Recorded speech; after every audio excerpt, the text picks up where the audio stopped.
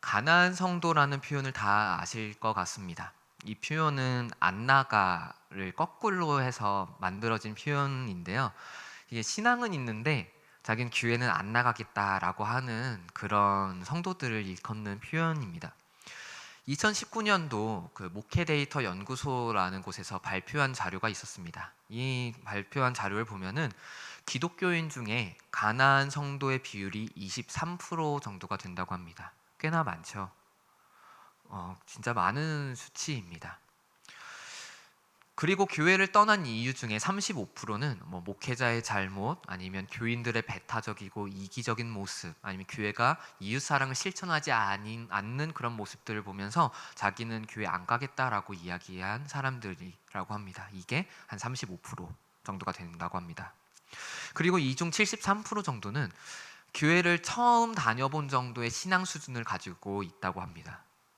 그러니까 이 가나안 성도들의 많은 숫자는 이제 교회에 대해서 많이 알진 못하는 사람들이 좀 많고, 그리고 또 그 안 나오게 된 이유 중에 상당수는 교회의 어떤 잘못된 모습들, 그러니까 사람을 보는 거지요. 하나님을 바라보는 것이 아니라 그냥 사람을 보다 보니까 이젠 난 교회 안 가겠다라고 이야기하는 사람의 수치라고 합니다. 근데 놀라운 거는 이 가나안 성도 중에 90% 이상은 그래도 나는 신앙을 포기하지 않겠다라고 표현을 했다고 합니다. 참 신기합니다. 네, 어쨌건 근데 여기서 충격적인 거는 가나안 성도의 비율이 굉장히 높다는 겁니다. 그리고 더 그 안타까운 거는 이게 2019년도지요. 코로나 이전입니다. 코로나를 통해서 온라인 예배를 드리기 시작했었고, 그로 인해서 거기에 쉬운 거, 너무나도 간편하게 드릴 수 있는 예배에 익숙해지다 보니까 교회에 안 나오는 안 나가 성도, 그러니까 가나안 성도가 점점 늘어난다고도 많이 이야기하는데, 지금은 이제 이게 몇 프로나 됐을지 참 걱정이 됩니다. 그래서 이제 이 통계의 수치가 한 번 더 올라오길 전 기다리고 있는데요. 23%보다 더 많아졌을 것 같습니다. 교회라는 곳은 신앙생활을 하는 것에 있어서 아주 중요한 역할을 하는 곳입니다. 사실 이 교회를 떠난다면 신앙을 유지하기가 참 어렵습니다. 방금 말씀드린 자료에 따르면 가나안 성도가 된 후에 신앙이 더 강해졌다고 말한 비율은 겨우 4%밖에 되지 않다고 합니다. 4%. 교회를 안 다니기 시작하니까 나는 이제 더 잘 믿게 됐습니다. 아닙니다. 뭐 간혹가다가 이런 사람들이 있지요. 나 교회 잠깐 쉴게. 나 저 사람 너무나도 싫어가지고, 저 사람이 나에게 한 말이 상처가 돼가지고 나 도저히 힘들 것 같아. 나 잠깐만 쉴게. 그리고 회복하고 올게 라고 하는 말, 이거 거짓말됩니다. 처음엔 진짜 진심이었을지 모릅니다. 그런데 그렇게 나간 사람 100명 중에 고작 4명 정도만 아마 회복하고 돌아올 것입니다. 오히려 다운되어졌다, 오히려 신앙이 약해졌다라고 이야기하는 사람은 38%, 변화가 없다고 말한 사람은 58%라고 이야기합니다. 근데 신앙이라는 것을 한번 생각해 보십시오. 신앙은 날마다 성장해 나아가는 겁니다. 사실은요. 그러니까 변화가 없다라고 이야기한 거는 사실은요, 정체되어졌다, 이거는 신앙이 점점 다운되고 있다는 것과 동의어입니다. 신앙은 계속해서 성숙해야 되고 계속해서 발전해 나가야 됩니다. 오늘보다 내일 더 예수님을 사랑해야 되는데 그러지 못했으니까 이제 거기서 변화가 없었다라는 것이 58%. 그러니까 이 수치가 이야기하는 것은 결론적으로 그겁니다. 교회라는 공동체가 신앙생활함에 있어서 얼마나 중요한 곳인지, 근데 현 시대에 얼마나 많은 사람들이 이걸 까먹고 교회에 나온 걸 주저하며 떠나 살고 있는 것인지 우리들에게 하나의 충격으로 이제 알려주고 있는 것입니다. 그래서 우리는 이 교회라는 공동체를 건강하게 가꾸는 것이 중요합니다. 맹목적으로 가난한 성도들을 우리가 욕할 수는 없습니다. 왜냐하면 그들이 떠난 상당 부분은 우리들의 잘못도 있기 때문입니다. 우리 교회가 건강하지 못한 모습이 있었기 때문에 떠난 사람들도 꽤 많았기 때문입니다. 그리고 그 수의 상당수는 거의 새신자와 같은 그런 신앙이었으니까 우리가 그 사람들 사실은 케어했어야 됐고 품었어야 됐는데 그러지 못했기 때문에 떠난 거기 때문에 사실은 우리들의 잘못도 굉장히 큽니다. 그래서 이 시간 우리들은 이 교회라는 이 공동체를, 주님의 몸된 이 교회를 어떻게 하면 더 건강하게 세워나갈 수 있을 것인지, 그리고 어떤 것을 하나님께서는 건강하다라고 표현을 하실지, 이것에 대해서 좀 알아보려고 합니다. 오늘 본문 에베소서이지요. 이 에베소 지역은 아데미 신을 섬기고 그 로마 황제를 섬기는 그런 풍토가 굉장히 강했습니다. 그리고 뿐만 아니라 좀 다양한 인종이 모이는 곳이어서 항구 도시다 보니까 다양한 이방 종교들이 막 밀집되어져 있는 그런 도시였습니다. 이런 곳의 특징 중에 하나는 문화 혼합주의가 일어난다는 것입니다. 다양한 문화가 공존해 있다 보니까 그래 이 문화도 괜찮고 이 문화도 괜찮겠지. 그러면서 어느 순간에 섞여 들어갑니다. 근데 이게 문제가 어느 때 발생합니까? 교회에 이방 종교의 문화가 섞여 들어올 때, 그렇죠? 그게 아주 커다란 문제가 될 것입니다. 그래서 에베소서는 그리스도인들의 생활에 대해서 많이 기록하고 있습니다. 사실 4장부터 그 이유는 거의 대부분이 신앙생활을 어떻게 해야 되는지, 어떤 것이 그리스도인답게 살아나가는 것인지에 대해서 기록하고 있습니다. 그 중에 오늘 볼 4장은 특별히 교회란 곳은 어떤 곳인지, 우리는 어떻게 교회를 갖고 나가야 되는 것인지에 대해서 알려주고 있습니다. 여러분들, 교회라는 곳을 생각하면 어떤 느낌이 드십니까? 교회라는 곳은 따뜻한 곳입니까? 그렇죠? 사랑이 넘치고 정감이 넘치는 곳입니까? 어떤 분들은 그렇지 않다고 생각하는 경우도 있을 것입니다. 모든 사람이 다 그렇지는 않을 거예요. 근데 우리가 원하는 건 사실은 좀 더 사랑이 넘치는 공동체, 오기만 해도 따뜻함이 느껴지는 공동체, 이걸 꿈꾸고 있지요. 근데 현실적으로는 그렇지 못한 경우도 있습니다. 왜냐하면은 때때로 사람들의 실수 혹은 미숙한 면 때문에 그렇습니다. 사람이라는 게 완전하지가 않지 않습니까? 아무리 목회자라고 한다 할지라도 목회자도 사람이다 보니까 실수할 때도 있고 또 잘못을 저지르기도 합니다. 그리고 또 어쩔 수 없이 교회라는 곳을 조직을 만들어야 되다 보니까 조직을 만들 때 나 저 목장 가고 싶은데 왜 안 넣어주지? 라고 하면서 이제 투정을 부리기도 합니다. 근데 조직이라는 걸 운영하기 위해서는 어쩔 수 없이 찢어놔야 되는 경우도 있는데요. 어쨌건 간에 이런 것들이 있다 보니까 때로는 우리들 넘어지게도 만들고 때로는 교회에 가고 싶지 않다라는 생각을 들게도 만듭니다. 그렇기 때문에 오늘 본문은 모든 성도가 한 몸이며 함께 성숙해야 한다고 분명하게 말씀하고 있습니다. 오늘 본문 에베소서 4장 13절 한번 같이 읽어보도록 하겠습니다. 우리가 다 하나님의 아들을 믿는 것과 아는 일에 하나가 되어 온전한 사람을 이루어 그리스도의 장성한 분량이 충만한 데까지 이르리니. 아멘. 어느 특정한 한 명이 온전한 사람을 이루는 것을 말하지 않습니다. 만약에 그랬다면은 그냥 딱 한 명만 그랬다면은 이렇게 표현하지 않습니다. 우리가 다. 오늘 본문은 우리가 다라고 표현하고 있습니다. 이거는 목회자만을 의미하는 게 아니라 모든 사람들이 전부 다 하나님의 아들을 믿는 것과 아는 일에 하나가 되어야 된다. 그래서 온전한 사람을 이루어서 그리스도의 충만한 그 충성한 분량까지 이르러야 한다라고 이제 권면하고 있는 것입니다. 만인 제사장론이지요. 우리는 때로는 물론 당연히 그래야지만은 목회자에게 혹은 목자 아니면 우리들의 리더에게 기관장에게 아주 엄한 잣대를 많이 들이밉니다. 어떻게 하나님이 믿는 사람이 이럴 수가 있지? 근데 사실은요, 이거는 그 사람들 또한 그렇지만은 모든 믿는 사람이 다 그렇습니다. 나는 새신자니까 괜찮아, 이런 거 통하지 않습니다. 하나님 앞에서는 모든 사람이 다 거룩해야 됩니다. 나는 새신자니까 술 담배도 괜찮겠지. 나는 새신자니까 예배 좀 늦어도 괜찮겠지. 나는 새신자니까 대충 신앙생활 대충 해도 괜찮겠지. 나는 새신자니까 상처되는 말 해도 괜찮겠지. 이런 말 절대 통하지 않습니다. 하나님 앞에서는요, 모든 사람이 제사장이고 거룩한 백성이고 하나님의 자녀이기 때문에 전부 다가 장성한 분량에 이르도록 노력해야 됩니다. 하나님을 따라 나아가야 된다는 것입니다. 그리고 이게 어느 정도까지느냐, 에베소서 4장 15절을 한번 읽어보도록 하겠습니다. 에베소서 4장 15절입니다. 오직 사랑 안에서 참된 것을 하여 범사에 그에게까지 자랄지라. 그는 머리니 곧 그리스도라. 아멘. 보십시오. 머리가 누구라고 기록되어 있습니까? 그리스도입니다. 근데 어디까지 이르라고요? 이 그리스도입니다. 다른 것이 아닙니다. 바로 이 그리스도입니다. 우리는 이 사실 분명히 기억하고 있어야 됩니다.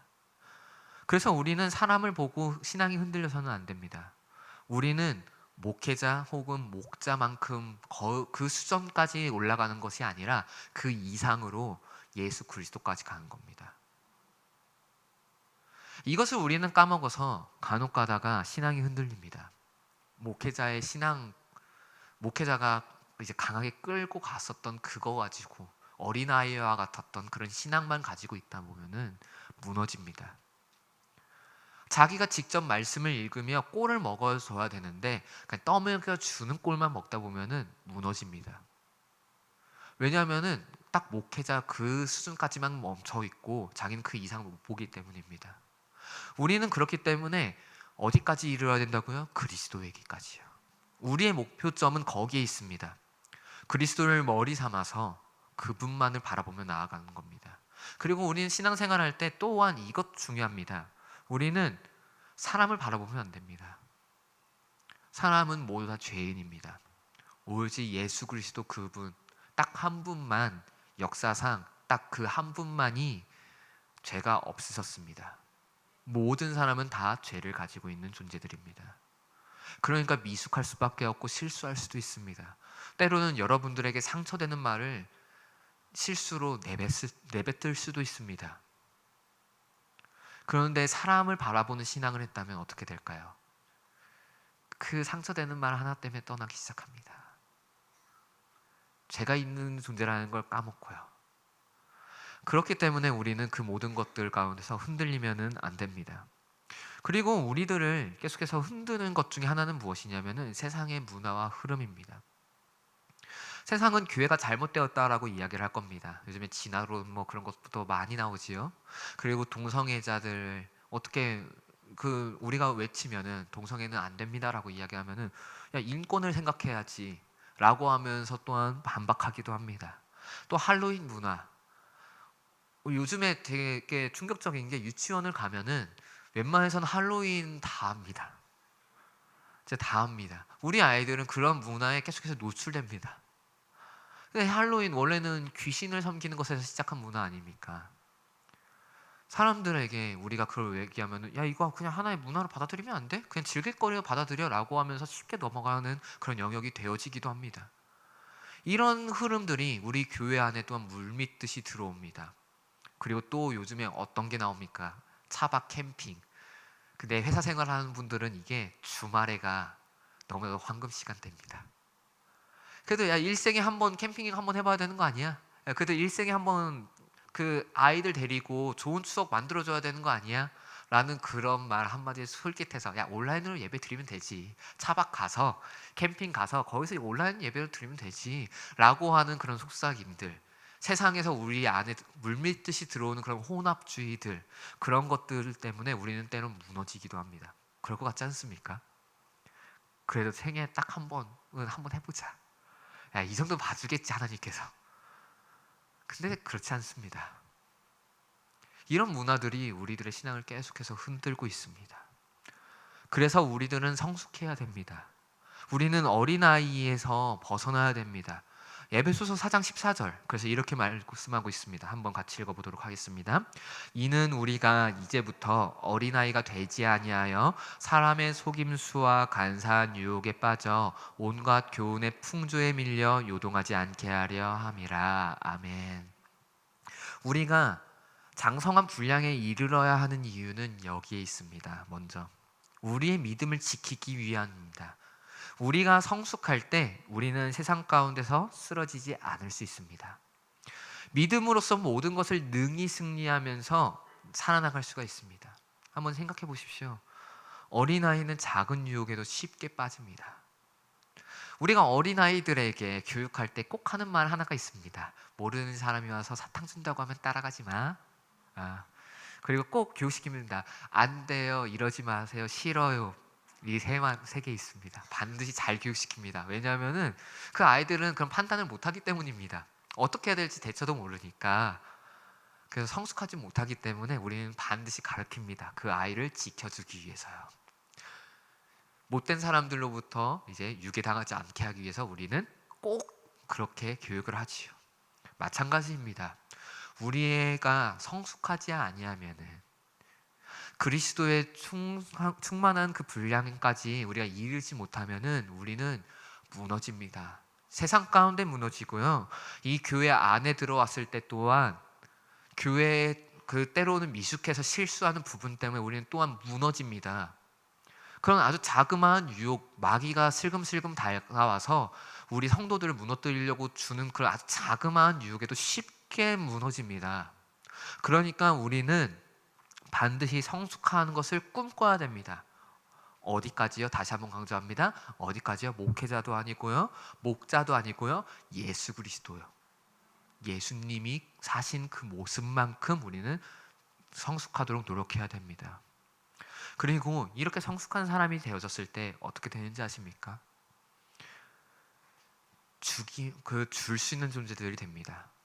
새신자 때는 꼴을 받아 먹어야 됩니다. 어린아이니까요. 모르니까요. 어린아이 때 우리는 열심히 3시간마다 젖을 주지 않습니까? 저희 아버지도 그래서 저 때문에 되게 피곤했다고 합니다. 제가 지금은 되게 말랐는데요. 제가 우량아로 태어났습니다. 네, 한 3.8kg로 태어났고요.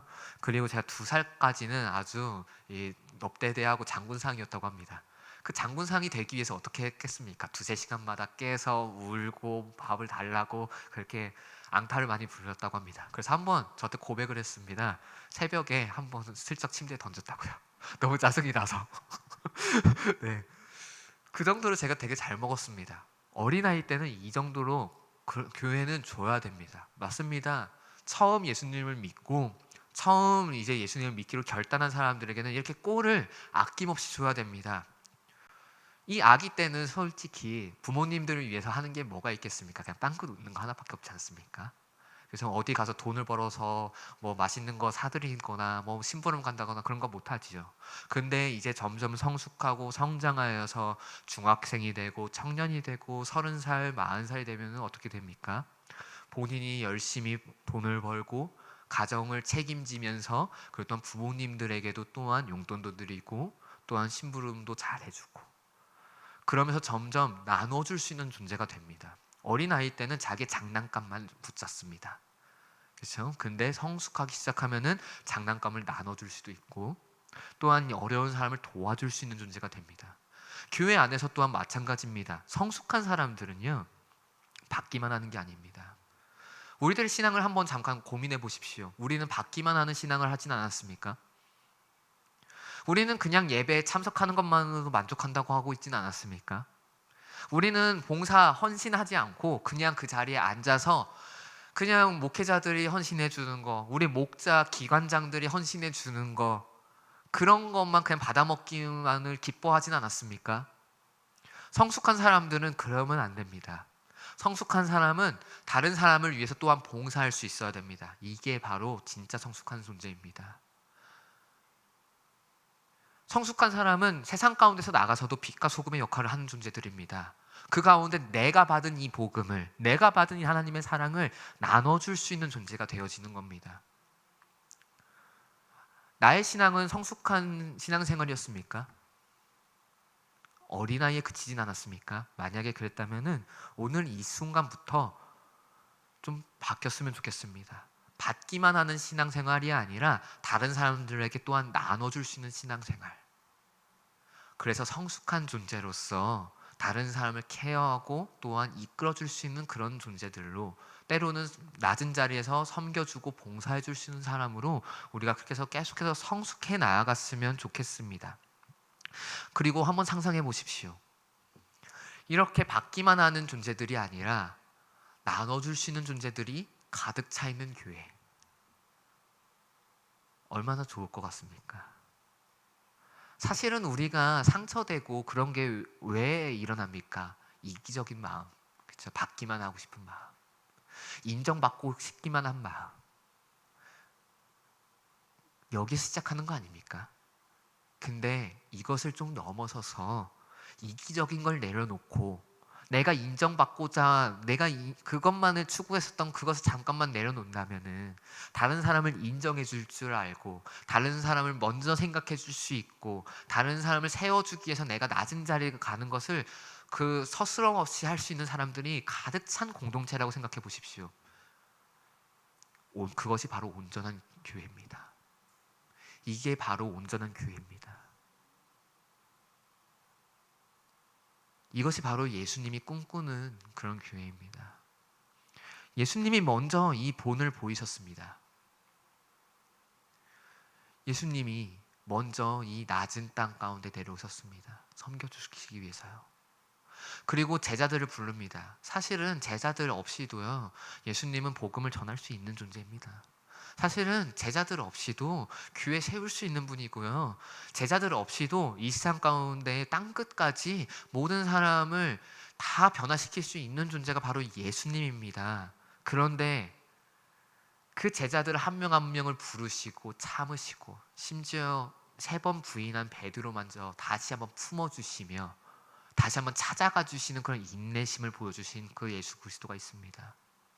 예수님은 이 세상 가운데 내려오셔서 나눠주신 분입니다. 병든 자를 고치셨고 마음이 상한 자를 위로하셨고 제자들을 양육하며 다음 교회들을 다음 세대를 키워나갈 수 있는 그런 씨앗을 뿌리셨고 끝까지 제자들을 성장시키며 그 자들을 위해서 우리들을 위해서 자신의 목숨을 버리신 분, 그분의 목숨으로 우리를 살리신 분이 바로 예수 그리스도십니다. 이분이 바로 우리가 닮아갈 분입니다. 그래서 오늘 본문은 그렇게 이야기한 겁니다. 어디까지 잘한다고요? 예수 그리스도요. 다시 한번 강조하기 위해서 한 번 더 본문을 읽기로 합니다. 에베소서 4장 15절 한 번만 더 읽어보도록 하겠습니다. 오직 사랑 안에서 참된 것을 하여 범사에 그에게까지 자랄지라. 그는 머리니 곧 그리스도라. 아멘. 예수님을 닮는 것이 바로 성숙하는 것입니다. 그렇다면 예수님을 닮는 것이 무엇일까요? 제가 고등부 제자훈련을 하고 있는데요. 이제 그럴 때마다 첫 시간에 강조하는 것이 있습니다. 바로 예수님의 제자란 무엇일까라는 질문에 대해서 아주 강조를 많이 합니다. 성도님들, 예수님의 제자란 어떤 존재일까요? 우리가 생각하는 제자와는 조금은 다를 수 있을 것 같습니다. 현대에 와서요, 스승과 제자의 관계는 보통은 공부를 알려주는 자, 혹은 뭐 예체능이라면 운동 아니면 뭐 미술 그린 것을 알려주는 자 정도로 그칩니다.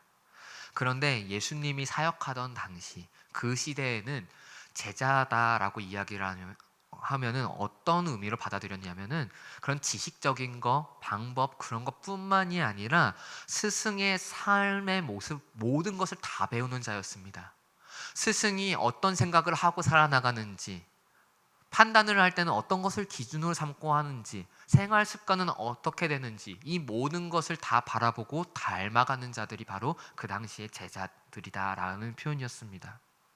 그러니까 이 이야기는 뭡니까? 예수님의 제자다라고 이야기를 하면은 예수님께서 말씀하신 그 가르침, 그 모든 것들 그것뿐만이 아니라 플러스 알파로 예수님께서 기도는 어떻게 하셨는지, 기도를 하기 위한 습관은 어떻게 하고 계셨는지, 그분이 다른 사람들을 대할 때의 표정과 말투는 어땠는지, 그리고 언제 밥을 먹고 언제 잠을 자는지 이 모든 것들을 관찰하고 배워나가는 자들이었다는 겁니다.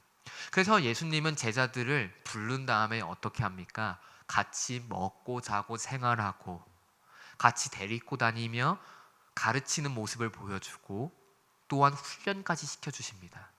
그러니까 예수님의 삶의 그 모든 것들을 다 보여주시는 것이지요. 이것이 바로 그리스도인이 쫓아나가야 될 모습이다. 제자들 된 너희들은 나를 닮아와라. 우리들이 예수님을 닮는다, 우리가 성숙한다 라고 했을 때 바로 이걸 붙잡아야 됩니다. 우리가 성숙을 어떻게 하냐고요? 예수님을 닮는 겁니다. 제자된 우리가요. 그럼 그 닮는 모습이 어떻다고요? 예수님의 가르침을 배우고 그리고 예수님이 행동하셨던 것을 배우고 그분이 생각했었던 그런 어떤 그 모든 것들을 배우고 그분의 삶의 그런 행동 양식을 다 배워나가는 겁니다. 이게 바로 성숙입니다. 이것이 바로 성숙입니다. 그리고 그 예수님을 쫓아 살아나갈 때, 그것을 닮아갈 때 우리는 바로 그 예수 그리스도를 머리 삼은 각 지체로서 이 교회를 형성해 나아가는 겁니다. 온전한 교회로요. 우리는 이 사실을 좀 많이 유념했으면 좋겠습니다. 우리들이 이런 교회를 형성해 나아갔으면 좋겠습니다. 먼저 내가 장성한 분량까지 예수님을 닮아갔으면 좋겠습니다. 그래서 받기만 하는 신앙생활, 거기서 넘어서서 줄 수 있는 신앙생활을 하는 자들이 되어졌으면 좋겠습니다. 그렇다면은 이 공동체가 회복되어질 거라고 저는 믿습니다.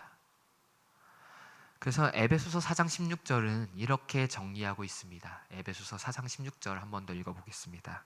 그에게서 온 몸이 각 마디를 통하여 도움을 받음으로 연결되고 결합되어 각 지체의 분량대로 역사하여 그 몸을 자라게 하며 사랑 안에서 스스로 세우느니라. 아멘. 자, 시작점은 그에게서입니다. 예수 그리스도요. 예수 그리스도를 닮은 것, 그 머리된 분을 바라보면서 추구하면서 그분에부터 시작합니다.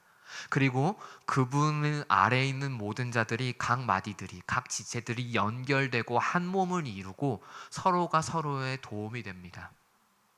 그리고 그렇게 결합되어졌을 때 역사하고 그 안에서 자연스럽게 사랑이 싹트기 시작하고 자라나기 시작합니다. 이 몸이 자연스럽게 세워져 나가는 것이지요. 그렇기 때문에 교회에 안타까운 모습이 있다고요. 안 좋은 모습이 있다고요. 그거는 사실은 어떤 특정한 사람의 잘못만은 아닐 겁니다. 목회자만의 잘못도 아니고 목자만의 잘못도 아니고 어떤 다른 사람의 잘못만도 아닙니다. 그것은 사실은 우리들의 잘못입니다. 교회가 잘못된 방향으로 가는 것 같다고요? 그거는 바로 우리들의 잘못입니다.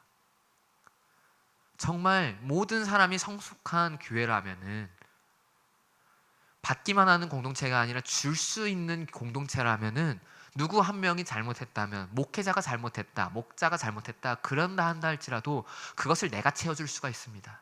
아니면 다른 사람이 채워줄 수가 있는 겁니다. 그래서 절대로 그 방향이 흐트러지지 않습니다. 그렇기 때문에 교회가 못난 모습을 보인다고요? 교회가 가난한 성도를 계속해서 양성해 나간다고요? 교회를 떠나는 사람들이 많아진다고요? 그거는 바로 나의 잘못입니다. 내가 성숙하지 못해서. 내가 그렇게 교회가 잘못되게 가게 만들었기 때문인 겁니다. 내가 예수님을 닮지 못해서요. 이거 좀 기억했으면 좋겠습니다. 이 현 시대 가운데 가난한 성도 많아지고 있습니다. 정말 두려울 정도로 많아지고 있습니다. 그래서 혹자는 온라인 예배를 더욱더 활성화해야 된다, 온라인 교회를 활성화해야 된다라는 말도 나옵니다. 왜냐하면 가난한 성도들 잡으려고요. 그런데 이게 정말 좋은 모습입니까? 두세 사람이 모인 곳에 함께 한다고 말씀하셨는데, 우리는 모이기에 힘써야 되는데, 모이는 것을 패하지 말아야 되는데, 그것을 더욱더 추구하는 시대 말이 됩니까? 아닙니다. 이것을 위해서라도 우리가 먼저 성숙하기를 원합니다. 우리가 성숙해서 우리가 예수님을 닮아서 온전한 공동체, 온전한 교회를 만들어 나가는 우리 한 명 한 명이 되어졌으면 좋겠습니다.